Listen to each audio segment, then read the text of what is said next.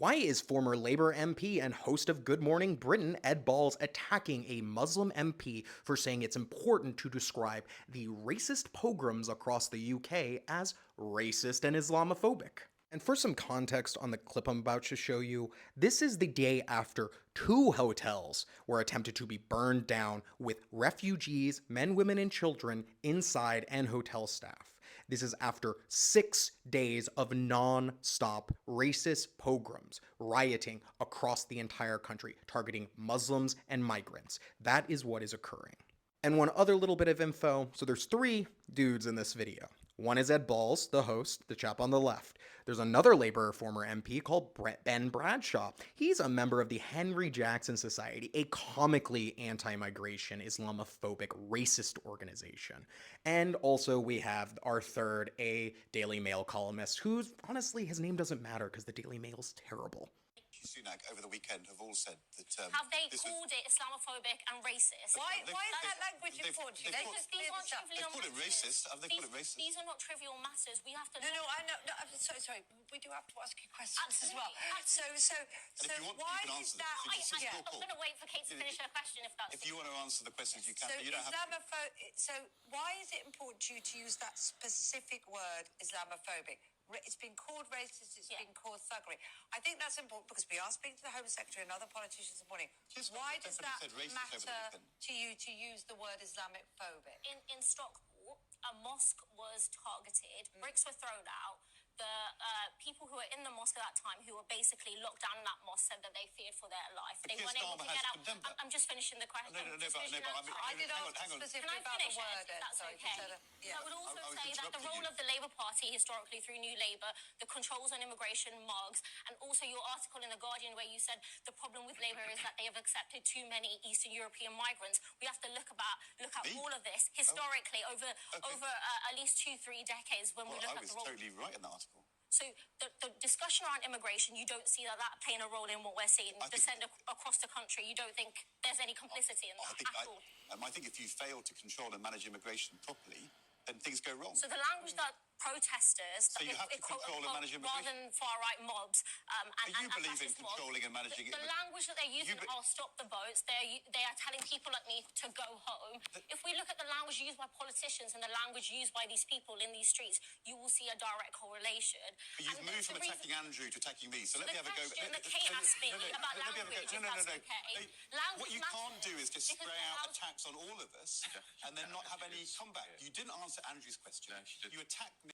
There is so much to say in that clip about the way the UK media discounts the real lives of black and brown people in the UK, or the fact that Muslims are treated as beyond sympathy at some points, and the abject fear to describe the rampant Islamophobia and the inability for even former Labour politicians to admit their responsibility in creating a hostile environment that is boosted every single darn day in the UK media nonstop by all the papers, whether it is the transphobia, the anti-Muslim sentiment, the nonstop moral panics that continue to consume the soul of the country. And what's more obscene is Ed Balls, right after this, interviews his literal wife, Yvette Cooper, who's the Home Secretary. No interruptions there. Wonder why. Now, if that clip made you real angry too, feel free to drop a complaint in with Ofcom and explain how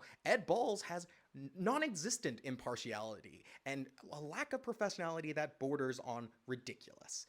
And the fact that he is able to interview his wife, the Home Secretary, and that's called impartial, is ridiculous on its face. I will have British people come into my comments saying, well, Keir Starmer's only been there for 3 weeks. This is really all the Tories or Nigel Farage.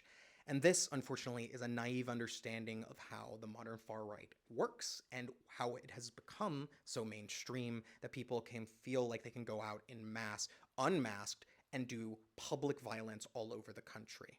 It comes from mainstreaming, and that mainstreaming includes the Labour Party that is riddled with conspiracy theories, including one pushed a week ago, not even, unfortunately, less than a week ago, by Sarah Edwards, the MP for Tamworth, where she complained in Parliament that this is not the first time I have raised in the chamber residents of Tamworth want their hotel back.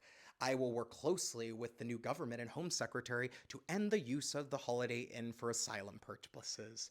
And that same MP had the gumption to tweet out last night, after watching the hotel burn that she had stoked up fears about days before, to say, "The scenes in Tamworth tonight of violence are shocking and disgraceful and are still ongoing. Thank you to the staff's police for ensuring the safety of hotel staff and guests. This will not be tolerated in our town. The police officers on the ground have my fullest support." Well, it's very interesting that it's shocking to you, considering you were whipping up fear and telling the public the location of the most vulnerable people in the country who have now faced a racist pogrom. You are culpable. You are responsible. Not in total, not completely, but you are part of the problem. And this is the issue. Labor does not understand when it does these things to look real tough, real hard on immigration. Yeah, it empowers the far right. It makes their views seem like an accepted norm across all the political parties.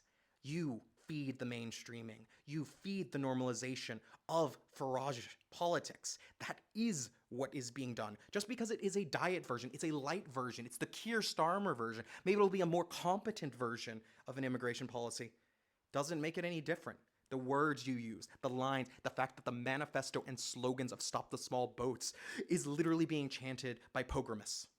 That is what is happening. That is the lack of responsibility. That is the lack of understanding. And in the two statements we have gotten from Keir Starmer, he again tries to exceptionalize what is happening on the far right, thinking it is just thuggery, a term itself steeped in racist colonial history. But it isn't just thuggery. Thuggery makes it seem like it's just some hooligans, some randos who got whipped up online. But no, it is people being inspired by main figures, main actors in the British media, in the British public, that do not take the concerns of brown and black people for real. It is the reality that in 2020, they approved baton rounds for black-led events, but we see very little response to the actual pogromists across the country. You can use force for progressives, but the fascists, they need a softer hand.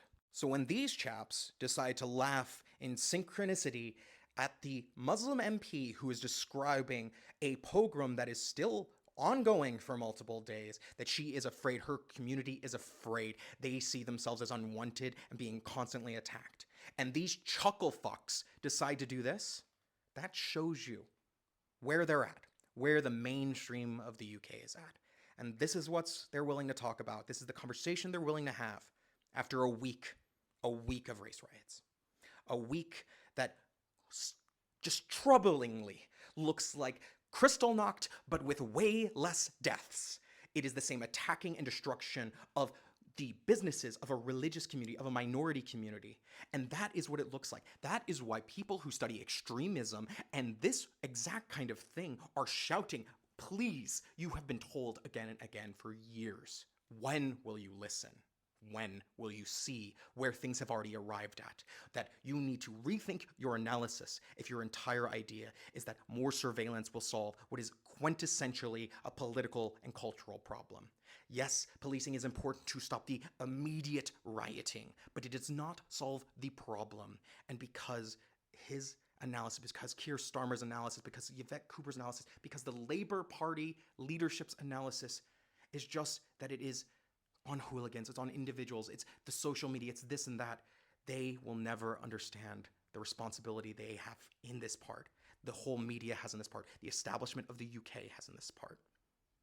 And you know what's even worse? That when I make content describing that after my 4 years of watching the Keir Starmer leadership and my disappointment and his failure to meet the moment again and again, that people say I should be deported. They hear my accent. They don't know anything about me. They don't know my citizenship. But they'll just lurch right into the same Tommy Robinson nonsense. And because I'm not willing to bow down to dear leader and give a man that I've watched for 4 years leading the Labour Party to continue on with the same route that he has done, and I think that the people who are responsible in his party should actually face some consequences, and that the Labour Party can provide better leadership, I get the same exact abuse as those far-right assholes online. but this time from nice Britons, because their racism is just a bit more progressive. Wonderful, isn't it?